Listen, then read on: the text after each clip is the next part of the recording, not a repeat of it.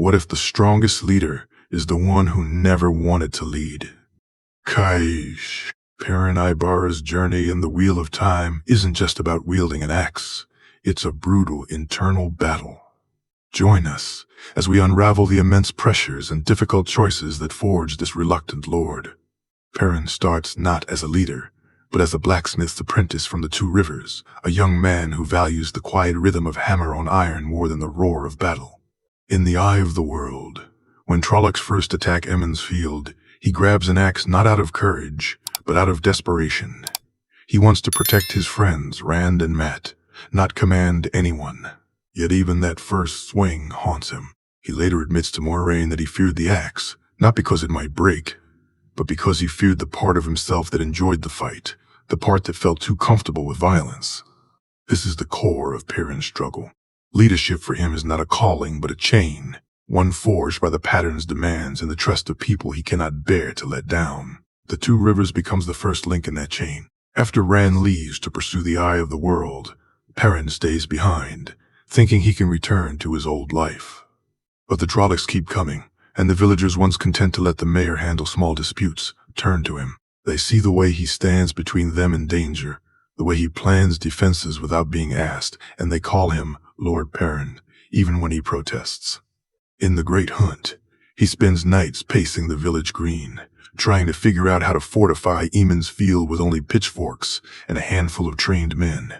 He doesn't sleep, doesn't eat, because he's convinced that if he makes one wrong move, everyone he grew up with will die.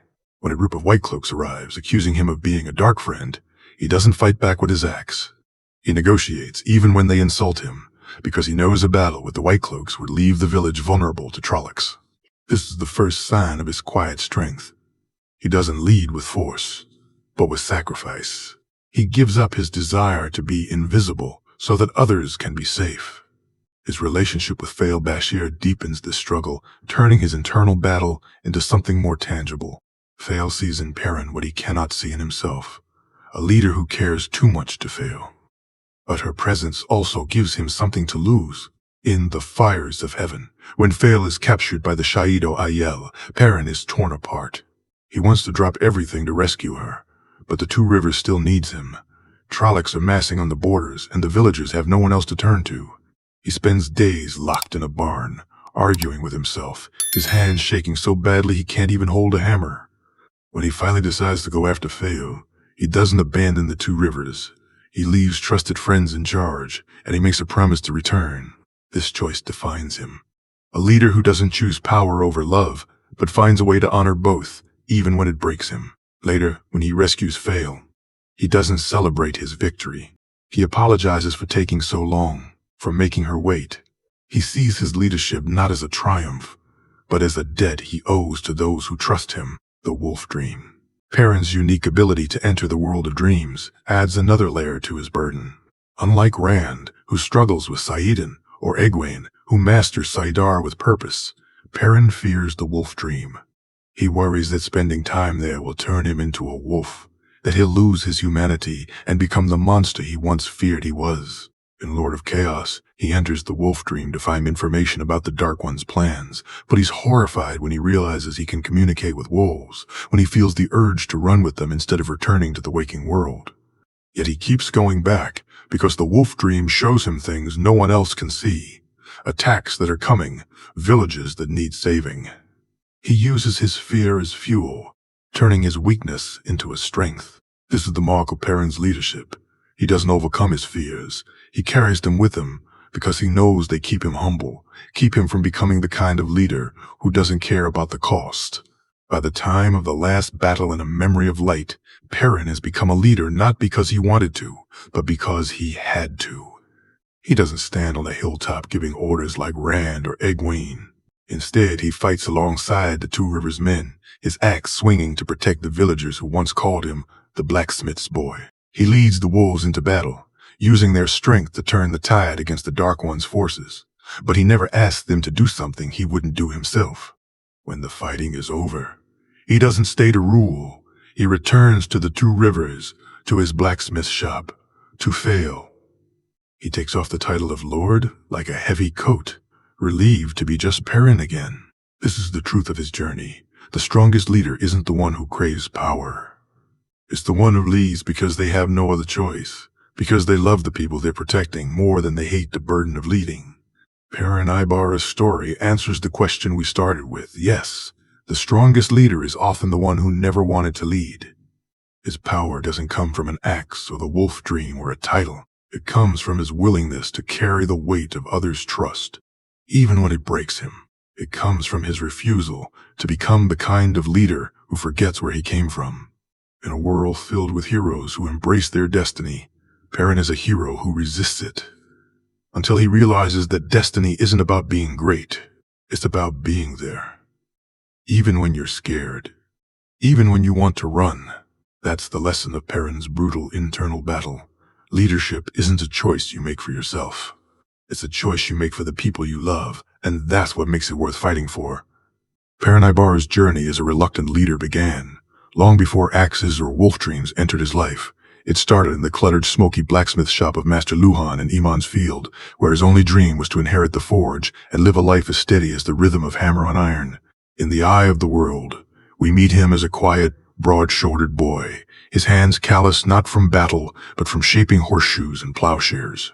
He didn't crave adventure or power. He wanted to marry Egwene, back when their feelings were still soft and uncomplicated, take over Master Luhan's work, and spend his evenings swapping stories at the Wine Spring Inn.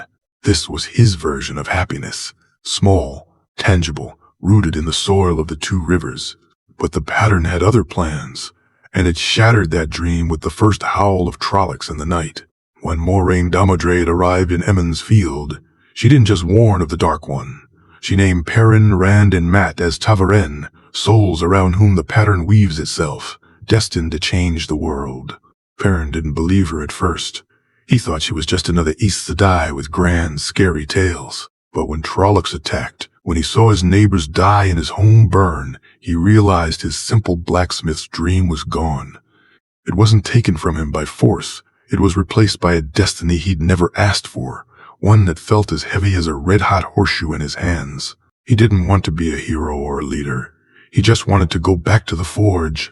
That longing for normalcy only deepened when the wolf dream, Halaran began to intrude on his nights, a shadowy world that turned his quiet existence upside down. His first visit to the wolf dream came unbidden, in the great hunt, after he'd fled Emond's field with Moiraine and the others.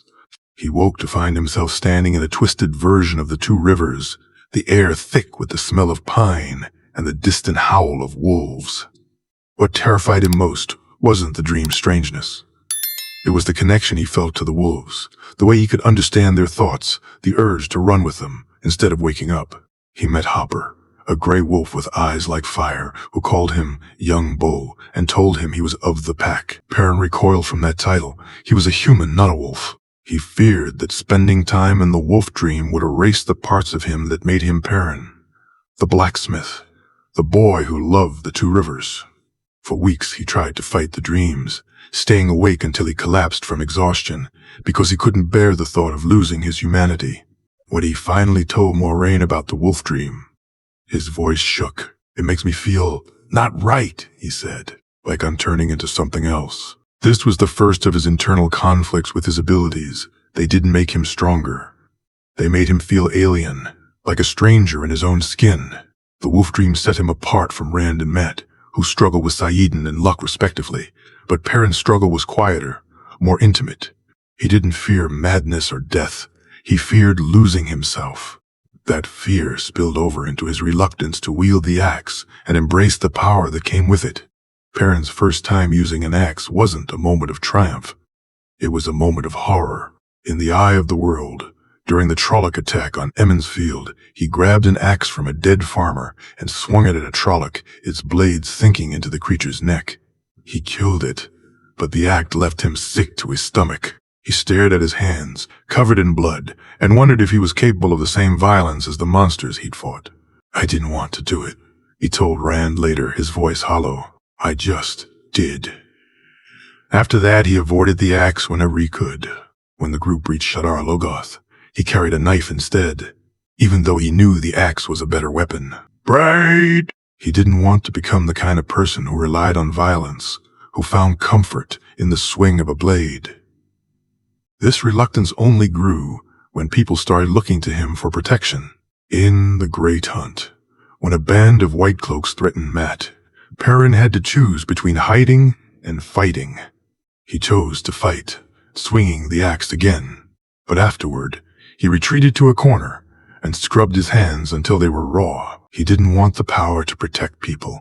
He wanted the power to not have to protect them. He resisted embracing his role as a fighter, as someone others looked up to, because he knew every time he picked up the axe, he was moving further from the blacksmith he'd wanted to be. Perrin's early life wasn't just a prologue to his leadership. It was the foundation of his reluctance. The simple blacksmith's dream, the wolf dream's alienating call, the horror of the axe, all of these things turned him into a man who ran from power instead of chasing it. He didn't want to be set apart. He wanted to belong. He didn't want to fight. He wanted to build. But the pattern doesn't care about what we want. It cares about what we need to become. And for Perrin Aybara, the path to becoming a leader began with running from it, with carrying the weight of a dream he'd lost and a destiny he feared. The axe wasn't just a weapon. It was a symbol of everything he didn't want to be. And the wolf dream wasn't just an ability. It was a reminder that he could never go back to the forge. But even in that reluctance, we see the first glimmers of the leader he would become. Someone who leads not because he wants to, but because he can't bear to let others suffer.